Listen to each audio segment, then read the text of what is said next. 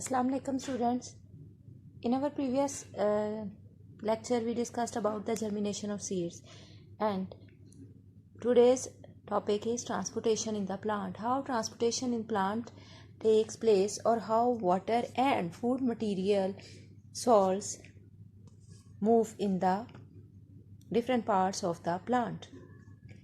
Like humans, plants also have transportation system in them.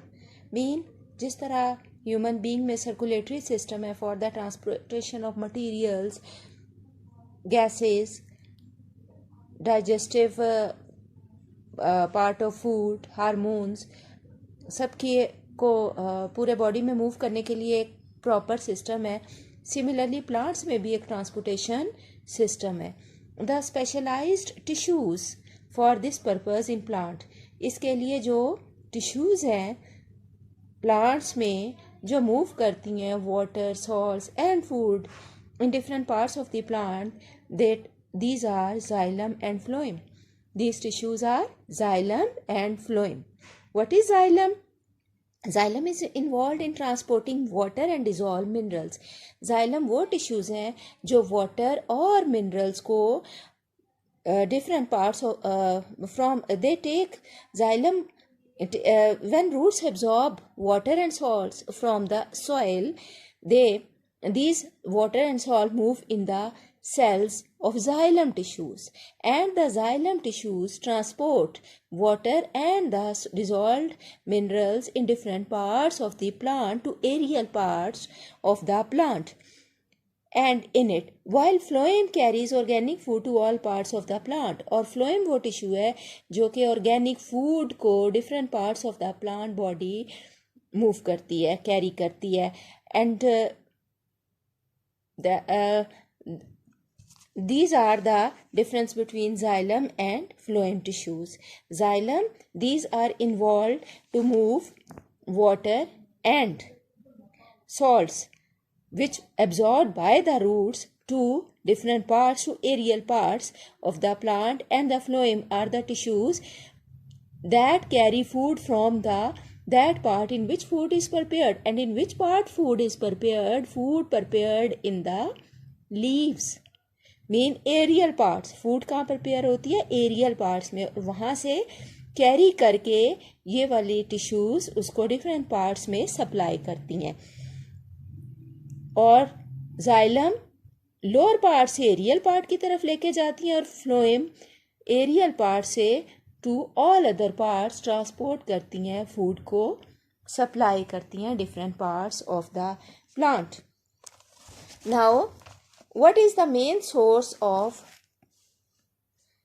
water and minerals for the plants in the soil? water और mineral का main source क्या है? Plants have their roots penetrate in the soil, and hence soil play main role in transporting water and dissolved minerals from soil to plant parts. water और minerals का main source है soil. Plant में जो roots हैं वो penetrate करती हैं in the soil, mean वो सॉइल के अंदर तक उनकी अप्रोच होती है, और सॉइल से वो वाटर और मिनरल्स एब्जॉर्ब करती हैं और different parts of the plant उसको सप्लाई करती हैं. रूट्स की जो इस तरह से ये शेप है, इस तरह ये रूट्स ब्रांच्ड वे में इस तरह, इन रूट्स के ऊपर रूट हेयर्स होते हैं, mean small hair like structure होता है. These root hairs, what is the function of these root hairs? These root hairs are to help plant to absorb water and minerals.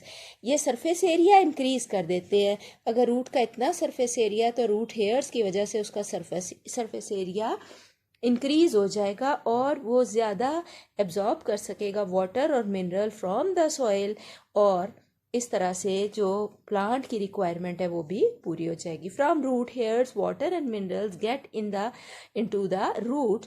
In root hair से ये water और mineral जो है roots में आ जाता है.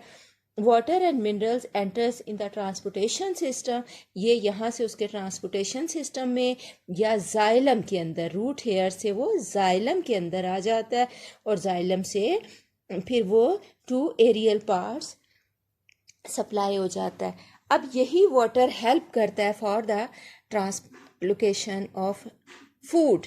ये वाटर जाइलम से फ्लोएम टिश्यूज़ में मूव करता है और जब वाटर जाइलम से फ्लोएम टिश्यूज़ में मूव करता है तो फूड भी उस वाटर में मूव करती है और ये फूड फिर उस वाटर के प्रेशर के साथ मूव करते हुए डिफरेंट पार्ट्स में कैरी हो जाती है, सप्लाई हो जाती है।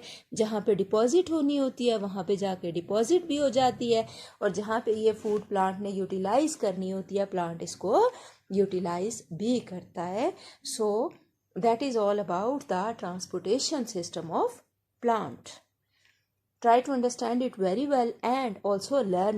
Write neatly question answer on your notebook and specially focus to learn them so that you can prepare for your assessment.